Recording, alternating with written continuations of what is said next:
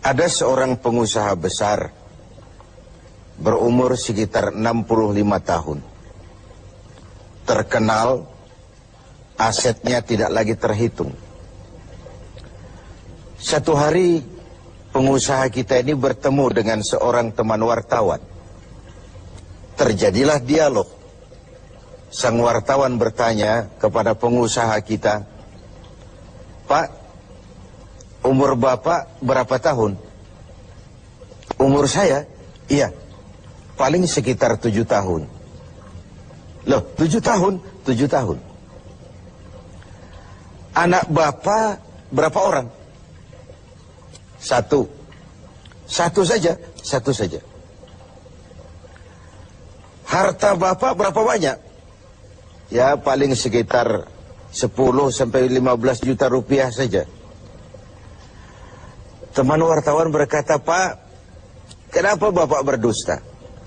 Bapak orang terkenal, pengusaha besar, punya biografi. Kami tahu umur Bapak 65 tahun. Kenapa Bapak bilang 7 tahun? Anak Bapak pun banyak. Kenapa cuma bilang 1? Harta Bapak, aset sudah tidak ternilai. Kenapa Bapak bilang cuma 10 sampai 15 juta rupiah saja?" Senyum agak getir, sang pengusaha menjawab, "Kau benar, Nak. Umur saya kalau jumlahnya sih memang 65 tahun. Tapi dari 65 tahun umur saya itu, rasa-rasanya baru 7 tahun yang ada artinya di sisi Allah. Baru 7 tahun sujud saya benar. Baru 7 tahun saya laksanakan perintahnya, saya tinggalkan larangannya. Sisa umur yang lain habis kelabu warnanya, penuh dosa dan keingkaran. Saya katakan umur saya coba 7 tahun. Anak, kau juga tahu anak saya banyak. Tapi dari sekian banyak anak ini, rasanya cuma 1 yang akan jadi buah hati, belahan jantung, pelanjut cerita, penerus sejarah, anak soleh yang akan mendoakan orang tuanya. Yang lain susah diurus anak saya itu." "Oh gitu toh." "Iya." "Mengenai harta, Pak, kau juga benar. Harta saya, aset saya sudah sulit dihitung lah. Pabrik di mana-mana, di tiap bank hampir ada deposito saya.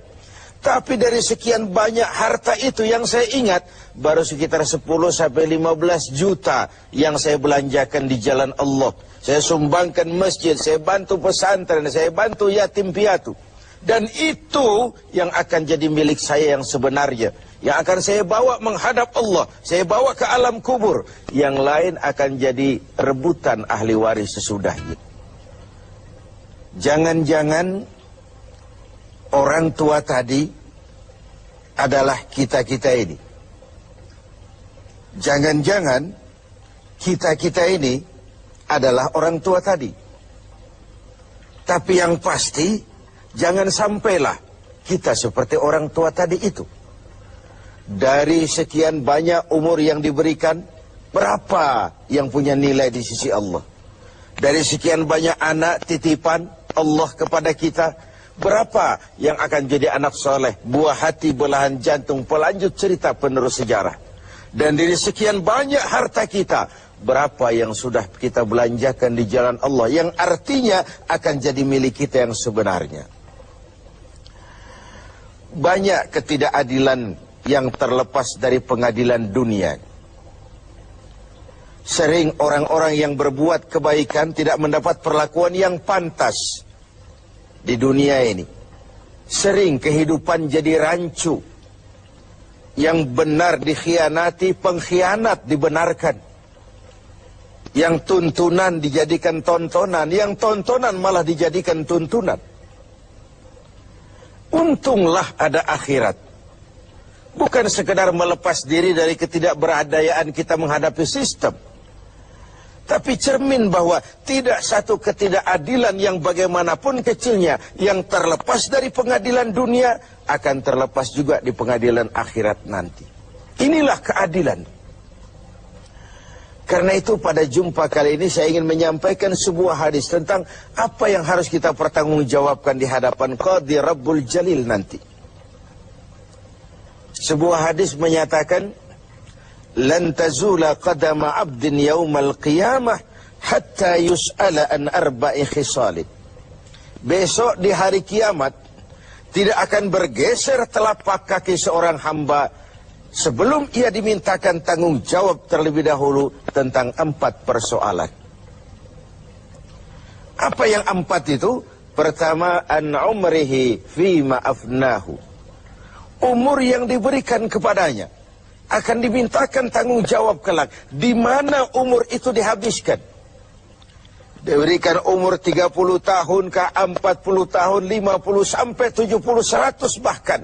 Sejak kita akil balik sampai ajal datang merenggut nyawa, di mana umur itu dihabiskan? Kita sering main-main, padahal waktu berjalan terus. Kita sering lalai dan lupa, padahal malaikat maut tidak pernah lalai dan lupa. Seorang Nabi Yakub alaihissalam, seketika akan ajal, beliau menanyakan, kalau saya ajal kenapa tidak diberitahu lebih dahulu? Kata malaikat maut, sudah diberitahu. Loh, bagaimana caranya diberitahu? Perubahan yang terjadi pada fisik kita adalah pemberitahuan. Uban yang bertabur, mata yang mulai lamur, pendengaran yang mulai kabur, itu semua pemberitahuan agar kita mawas diri. Umur akan dimintakan pertanggungan jawab. Di mana umur itu dihabiskan? William Shakespeare memang pernah bilang, waktu hidup itu singkat. Tahu-tahu baru saja zuhur, tahu-tahu sudah asar. Baru saja asar, tahu-tahu sudah maghrib. Yang kemarin anak-anak, tahu-tahu sudah punya anak. Tahu-tahu, dan tahu-tahu. The time of life is short, kata Shakespeare. Waktu hidup itu singkat betul. Namun waktu yang singkat akan terasa ada manfaatnya kalau kita bisa memanfaatkannya dengan yang sebaik-baiknya. Apalah umur panjang kalau cuma untuk menimbun dosa dan kesalahan. Lebih baik umur yang panjang, tapi untuk mengkoleksi berbagai kebajikan. Inilah makna ucapan Nabi, khairukum man tala umruhu wa hasuna amalu. Yang terbaik di antara kamu, orang yang panjang umurnya dan banyak juga kebaikannya. Umur ini, yang sering kita berleha-leha menghabiskannya untuk sesuatu yang tidak punya nilai, kelak akan dimintakan tanggung jawab di hadapan Allah Azza wa Jalla. Lalu yang kedua, wa an syababihi fima ablahu. Masa muda, pernah diberikan umur muda. Di mana dihabiskan umur muda itu? Hura-hura atau untuk sesuatu yang bermanfaat? Dahulu ada seorang selebritis lah kalau zaman kita sekarang.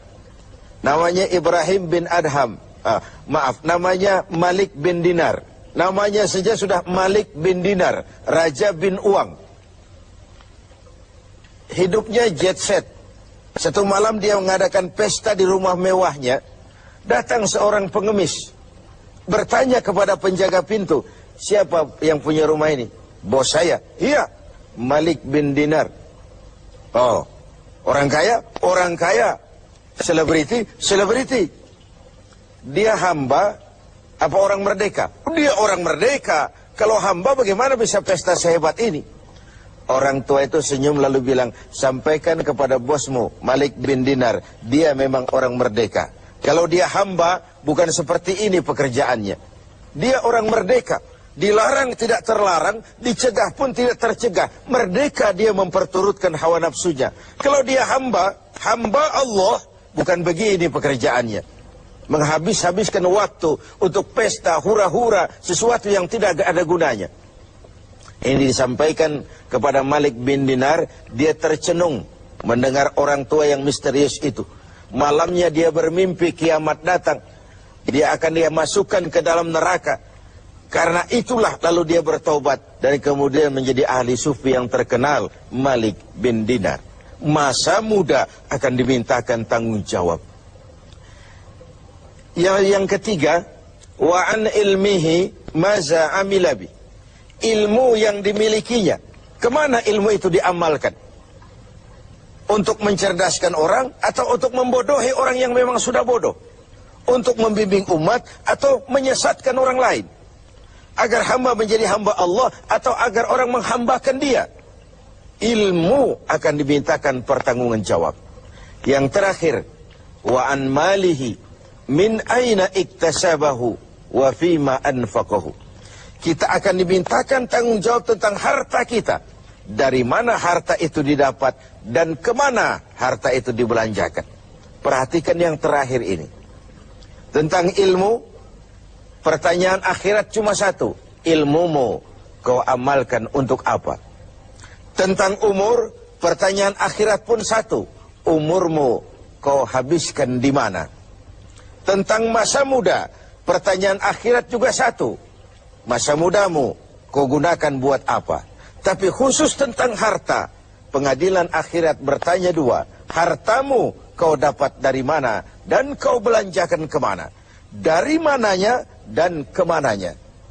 Kadang didapat dari cara yang benar, tapi dibelanjakan untuk yang tidak benar. Atau bisa juga didapat dari cara yang tidak benar, dibelanjakan kepada jalan yang benar. Itu pun tidak mungkin kedua-duanya.